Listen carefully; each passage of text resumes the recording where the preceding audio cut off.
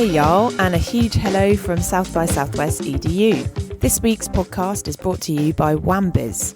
When it comes to communicating with their students and getting them to collaborate outside of the classroom, teachers are stuck between a rock and a hard place. Today's tech-savvy students simply do not engage with email, the traditional means of teacher-student communication, while social media, Facebook, WhatsApp and the like are also not the appropriate medium as they blur the lines between personal life and professional life, providing no visibility to the institution of any potential inappropriate behaviour. At Wambiz, we solve this problem by allowing institutions from all sectors to have their very own branded private social network, letting your teachers and students communicate and collaborate in a safe and secure environment, which you control. With a familiar look and feel to other social media platforms, guaranteeing adoption and engagement, but with the safeguards needed for educational practice, the app facilitates key benefits including learning outcomes, teaching and assessment, student support, social inclusion, social media awareness, and much more. To book a free demo or find out more, please visit wambiz.com or contact us at info@wambiz.com and implement your own institutional app today. And if you're a school listening in, please contact us to find out about our Safe Book for Schools project backed by the West Midlands Police.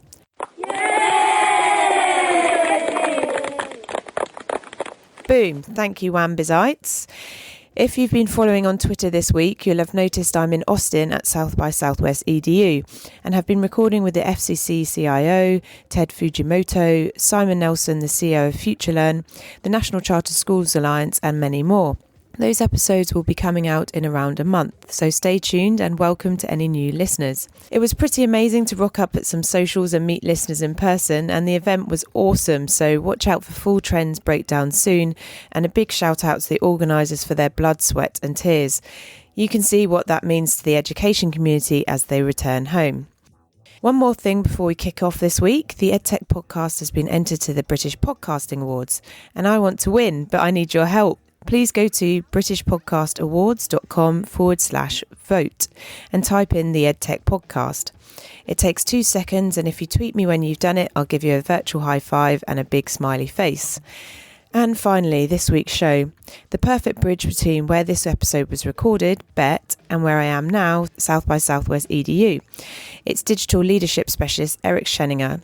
Eric is a senior fellow and thought leader on digital leadership for the International Centre for Leadership in Education.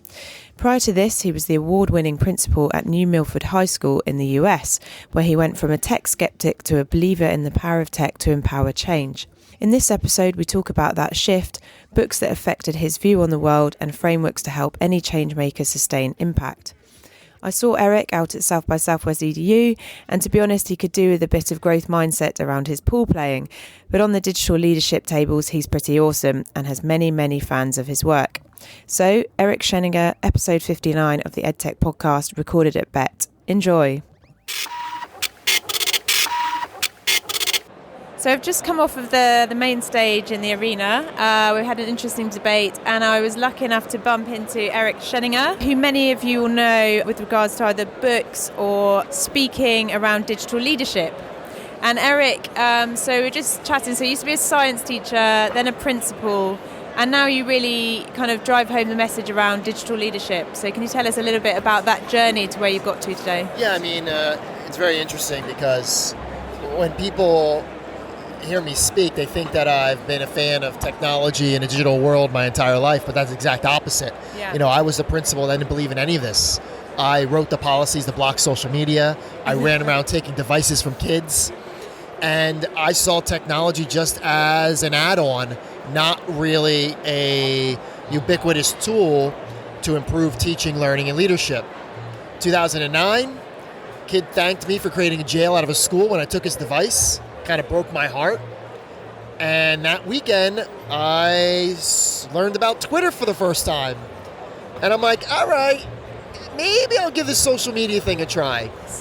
And it changed everything. I mean, social media, specifically Twitter, opened my eyes to a world I never knew existed. And that was my journey where I went from a fixed mindset to a growth mindset. And we learned how to unlearn and relearn. And we stopped fighting the battle that you can't win. You know, we live in a world where most of our kids have known nothing but technology in their lives. And as a school, we had to find ways to really unleash the passion of our kids, let them be creative, but more importantly, prepare them for success in the new world of work. And as we change over the course of 5 years, everyone makes knocks about technology and achievement. Not only did we increase achievement across the board, becoming one of the top performing public high schools in the state of New Jersey, but we became one of the top performing public high schools in the entire United States. But I think the best outcome was kids saw more value in their learning. They saw relevancy. They understood why they were learning certain things. And we didn't see technology as an add-on anymore. It really became central when appropriate through purposeful integration to let our kids learn the best ways they could. Wow. So what was the year that you went on Twitter? 2009. 2009, okay. And then you went back straight into the school, you kicked all of this off? Well, it was hard when you working with a staff that had been there for 30 to 40 years. I told them not to use social media. Yeah, and then I came and said, hey, I'm wrong. We're going to do things differently. And I thought I was crazy. Is this the same person? Yeah. So it was a lot of patience on my part, but, I had the model. I had to focus my time and energy on those teachers that really had the drive to innovate, that weren't afraid of failure. And I basically selected 5 teachers that no matter what, we're going to do what's best for kids. In education, we focus on the yeah buts when we need to focus on the what ifs. There's so many yeah buts when it comes to educational technology. But, my teachers saw me using it to improve my ability to communicate. And that led to my lurking and learning. And when I started to learn how much I did not know, that's when things really took off. And we decided we could be better. So those 5 teachers, they modeled, leadership is about action, not position, title, or power. And any leader knows that you are only successful based upon the people that embrace different and better and begin to model these new expectations. And so what did you do with those 5 teachers then? You basically said, right, you sort of elevated them and accelerated what they were doing? Or? Sort of. I mean, I took away every excuse. I got them in a room and said, we can't succeed if you don't show us the way. So I gave them any hardware, software, release time to learn, and professional development that was good, but they had to prove how it's going to impact professional practice. So I took all the excuses away. And how much did that cost? Well, with 5 teachers, listen, everybody cries poverty in schools. Yeah. Having worked in a school, in a district, listen, there's always money. And it's how we spend our money in our budgets, and there's so much wasteful spending in education across the world. What I did was I really looked at the budget. And I stopped spending money on things that had nothing to do with student learning and achievement, and refocused that money on those 5 teachers. In the whole scheme of things, it was mostly the time that was the most valuable. Yeah. Money, I mean, listen, I could allocate money here and there. You're talking $5,000, $10,000, $20,000 perhaps. But in the whole scheme of things, in a budget, it's not very much. That's an important point, I think. As you probably just heard, I think we're grappling with, lessening budgets here. What do you think about the changes that are happening in the US and Betsy DeVos and all of that? I mean, do you think your budgets will be going the same way, or will it just come from a different pot? We are at a very interesting point in the United States. I think we're at an interesting point across the world with all the change and the... It's not just your problems. We got problems as well. The narrative that education's not working. It's not that education's not working. It's that we're preparing kids for a world that no longer exists. And whether it's the issues we have in the United States or elsewhere, the solution is investing in people. Investing in a system that has had success, but understanding that we have to reallocate our investments to retrain our teachers, retrain our administrators, and get them more comfortable with giving up control, trusting kids, and letting them own their learning. A one-size-fits-all approach that is rich in mandates, directives, conformity, compliance, control doesn't work. So with Betsy DeVos and some of her ideas that are not based on research, that have no data to support them, there are concerns. But I think that, we have to own our education system in the United States. I think every country has to. And I hope that with enough conversation, examples, passion, that whoever becomes the education secretary, we can show them the best of the best, how our schools, regardless of what the rhetoric is about test scores, are preparing kids for the future. I mean, both my kids are advanced proficient in the state of Texas, yet they're boarding school. So what does that tell you? Yeah. It's not a great experience to come away from school with, is it? But learning is happening outside of the school environment. It doesn't just happen when you go in and suddenly you switch on learning. And I think that's a problem, is that there's a natural disconnect when kids come from the outside world into school. And, a lot of naysayers are like, oh, well, you know what? We can't let them bring the devices. They're not going to be focused. Yeah, kids know how to use tech, but they don't know how to use tech to support their learning. Yeah. That is the role of schools. And if we're not teaching them about responsible use, if we're not teaching them how to create positive digital footprints, if we're not teaching them how to manage their time on the devices, and most importantly, if we're not teaching them all the different ways that they can showcase what they know, what they can do, what they're passionate about, I'm sorry, we're not doing our job in education. And who drives you? You're like a full-on steam train. I get I can imagine you do things like triathlons and that kind of thing. I used to, but now I'm getting old and I'm getting pains in ankles and knees and too busy flying. But no, my point was, I think a lot of people look up to you in terms of digital leadership and things like that. What I always try and do and get from my guests is, resources or books or Twitter people to follow that you recommend that really get you thinking. That doesn't have to be educational books. But there's a lot of great literature out there, obviously Sir Ken Robinson's and his work on creativity. But one of my biggest influencers as a principal was Drive by Dan Pink. Okay. And, so my to read list, someone else recommended that. That book just changed my thinking on motivation, getting away from if-then rewards and carrot and sticks and really focusing on intrinsic motivation. Other non-education books that really impacted my ability to lead differently, Outliers by Malcolm Gladwell. Okay, yeah, I like which was a fantastic book on, what success really looks like. The No Complaining Rule by John Gordon. The rule's pretty simple. Number 1, don't complain. And number 2, if you do complain, have 2 solutions for your complaint to solve it. The Alchemist by Paulo Coelho was just an inspirational journey. So, those were non-education books that shaped my thinking. But, and Linchpin by Seth Godin, really talking about creating your own art. And I think that as a school, that's what we did. Focus on digital leadership, I'll make a plug. There is a book called Digital Leadership written by... Who's the author? Me. And, that really focuses on how school leaders can do what they already do better. Yeah. How technology can support and enhance the leadership and learning outcomes that we're looking for. So, it really was a journey from what we were able to accomplish at New Milford, at my school, but really those practical, implement now examples, aligned to research, and really, again, help create better systems. And what did you come away with? So you got your 5 superstars, and you had your new approach to sort of thinking about this.